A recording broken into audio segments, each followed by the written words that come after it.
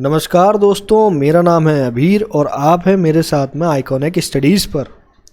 तो आज की इस क्लास में आपके लिए लेकर आया हूं 30 ऐसे क्वेश्चन आंसर जो कि आपको पूरे यूट्यूब पर कहीं और देखने को नहीं मिलेंगे। और ये सभी क्वेश्चन आप लोगों के लिए बहुत ज़्यादा इंपॉर्टेंट रहेंगे, तो बने रहिए मेरे साथ। तो चलते हैं हम अपने पहले क्वेश्चन की ओर। बल की प्रबलता प्रायः इसके डैश से मापी जाती है।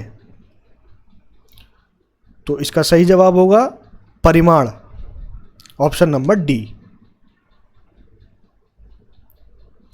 नेक्स्ट क्वेश्चन है, यदि किसी वस्तु का द्रव्यमान 60 किलोग्राम है तो चंद्रमा पर उसका वजन क्या होगा?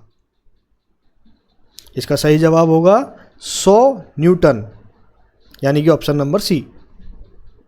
नेक्स्ट क्वेश्चन, वाहनों के पार्श्व दर्पणों साइड मिरर में किस प्रकार के दर्पण का उपयोग किया जाता है? तो इसका सही जवाब होगा ऑप्शन नंबर ए, उत्तल दर्पण का उपयोग किया जाता है वाहनों की साइड मिरर में। नेक्स्ट क्वेश्चन, यदि किसी सरल रेखा के अनुदिश गति करने वाली वस्तु की चाल परिवर्तित होती रहती है तो उस वस्तु की चाल को डैश कहा जाता है? इसका सही जवाब होगा ऑप्शन नंबर डी, असमान चाल कहा जाता है। ऐसे पदार्थ जो घर्षण कम करते हैं डैश कहलाते हैं? इसका सही जवाब होगा स्नेहक जो घर्षण कम करते हैं वह पदार्थ कहलाते हैं, option number B. Next question, यदि किसी वस्तु पर लगाए गए बल की दिशा वस्तु की गति की विपरीत दिशा में होती है तो वस्तु की गति डैश होती है? इसका सही जवाब रहेगा दोस्तों कम होती है। नेक्स्ट क्वेश्चन की ओर जाएंगे दोस्तों। त्वरण का एसआई मात्रक डैश है? इसका सही जवाब रहेगा दोस्तों त्वरण का एसआई मात्रक मीटर प्रति वर्ग सेकंड रहता है, यानी कि इसका सही जवाब option number A. Next question की ओर चलेंगे दोस्तों। संपर्क बल को डैश बल भी कहा जाता है? इसका सही जवाब होगा दोस्तों पेशीय बल को संपर्क बल कहा जाता है। नेक्स्ट क्वेश्चन की ओर चलेंगे दोस्तों। नेक्स्ट क्वेश्चन की ओर जाने से पहले दोस्तों मैं आपसे बोलना चाहूँगा, यदि आपको इसमें से किसी भी क्वेश्चन का आंसर पता हो तो नीचे कमेंट सेक्शन में आप इस क्वेश्चन का आंसर जरूर कीजिए। दो सतहों के बीच लगने वाला घर्षण बल बढ़ता है यदि?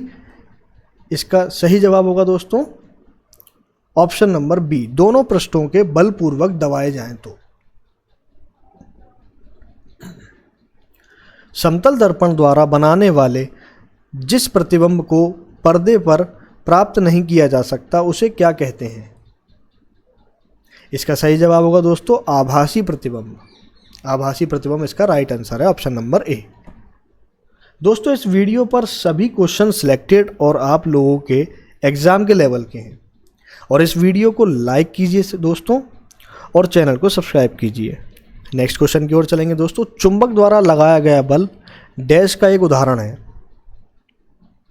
इसका राइट आंसर होगा दोस्तों ऑप्शन नंबर ए, असंपर्क बल, यानी कि चुंबक द्वारा लगाया गया बल असंपर्क बल कहलाता है। नेक्स्ट क्वेश्चन की ओर चलेंगे दोस्तों। गति के दूसरे नियम के अनुसार किसी दिए हुए बल के लिए त्वरण वस्तु के डैश के व्युत्क्रमानुपाती होता है? इसका सही जवाब होगा दोस्तों द्रव्यमान, यानी कि right answer D. Next question है दोस्तों। कमरों को गर्म रखने या खाना पकाने में उपयोग होने वाले विद्युत तापक में तारों की जो कुंडली होती है उसे क्या कहते हैं? इसका सही जवाब होगा दोस्तों अवयव, यानी कि इसका राइट आंसर बी, अवयव इसका सही आंसर है। जब हम किसी मशीन का उपयोग करते हैं तो घर्षण से उत्पन्न ऊष्मा नष्ट हो जाती है। यह ऊष्मा डैश के कारण उत्पन्न होती है? इसका सही जवाब दोस्तों घर्षण होगा, यानी कि ऑप्शन नंबर बी इसका सही जवाब होगा। नेक्स्ट क्वेश्चन है दोस्तों अपना, आपतित किरण आपतन बिंदु पर डैश और परावर्तित किरण सभी एक तल में होते हैं? इसका सही जवाब होगा दोस्तों ऑप्शन नंबर सी, अभिलंब इसका सही जवाब होगा दोस्तों। नेक्स्ट क्वेश्चन है, किसी वस्तु की एक समान सरल रेखीय गति के दौरान समय के साथ डैश नियत रहता है? इसका सही जवाब होगा दोस्तों वेग, option number B. Option number B इसका राइट आंसर होगा दोस्तों। नेक्स्ट क्वेश्चन है दोस्तों, रेटिना पर बने प्रतिबिंब का प्रभाव लगभग डैश सेकंड तक बना रहता है। इसका सही जवाब होगा दोस्तों ऑप्शन नंबर सी, 1/16 सेकंड तक बना रहता है। अवतल दर्पण द्वारा पर्दे पर बनने वाले प्रतिबिंब को क्या कहा जाता है? इसका सही जवाब होगा दोस्तों ऑप्शन नंबर बी, वास्तविक प्रतिबिंब। यानी कि अवतल दर्पण द्वारा पर्दे पर बनने वाले प्रतिबिंब को वास्तविक प्रतिबिंब कहा जाता है। नेक्स्ट क्वेश्चन रहेगा दोस्तों, नियत चाल से गति करने वाली वस्तु का दूरी समय ग्राफ एक डैश होता है। इसका सही जवाब होगा दोस्तों सरल रेखा। सरल रेखा इसका सही जवाब होगा। यानी कि नियत चाल से गति करने वाली वस्तु का दूरी समय ग्राफ एक सरल रेखा होता है। नेक्स्ट क्वेश्चन है दोस्तों, अगर कोई वस्तु वृत्तीय पथ पर एक समान डैश से चलती है तो उसकी गति को एक समान वृत्तीय गति कहा जाता है। इसका सही जवाब होगा दोस्तों चाल। चाल यानी कि ऑप्शन नंबर ए इसका सही जवाब होगा। नेक्स्ट क्वेश्चन है दोस्तों, समतल दर्पण द्वारा बनने वाला प्रतिबिंब डैश होता है। इसका सही आंसर होगा दोस्तों पार्श्व परिवर्तन। समतल दर्पण द्वारा बनने वाला प्रतिबिंब पार्श्व परिवर्तन कहलाता है। यानी कि राइट आंसर इसका ऑप्शन नंबर सी। उत्तल और अवतल दर्पण किसके उदाहरण हैं? इसका सही जवाब होगा दोस्तों गोलीय दर्पण के। यानी कि गोलीय दर्पण इसका सही जवाब होगा। उत्तल और अवतल दर्पण गोलीय दर्पण के उदाहरण होते हैं दोस्तों। नेक्स्ट क्वेश्चन की ओर चलेंगे। तरलों द्वारा लगाए गए घर्षण बल को डैश कहते हैं। इसका सही जवाब होगा दोस्तों कर्षण। यानी कि तरलों द्वारा लगाए गए घर्षण बल को हम क्या बोलेंगे? हम बोलेंगे कर्षण। यानी कि इसका सही जवाब होगा ऑप्शन नंबर ए। अगला क्वेश्चन है, यदि किसी वस्तु पर लगाया गया बल वस्तु की गति की दिशा में हो तो वस्तु की गति डैश है। इसका सही जवाब होगा दोस्तों बढ़ती है। इस क्वेश्चन को याद रखना दोस्तों, यदि किसी वस्तु पर लगाया गया बल वस्तु की गति की दिशा में हो तो वस्तु की गति हमेशा बढ़ती है। इसे हमेशा याद रखिएगा दोस्तों, ये ऑप्शन इसका ए सही है।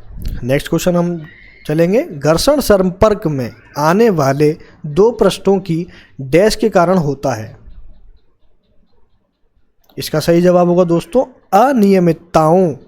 यानी कि घर्षण संपर्क में आने वाले दो पृष्ठों की अनियमितताओं के कारण होता है। जो घर्षण संपर्क होता है वो अनियमितताओं के कारण होता है।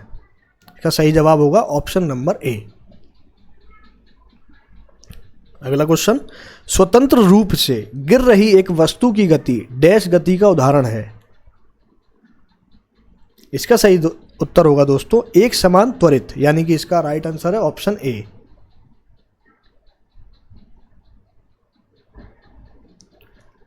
नेक्स्ट क्वेश्चन है, डैश के कारण फर्श पर लुढ़कने वाली गेंद धीरे धीरे धीमी हो जाती है और अंत में रुक जाती है।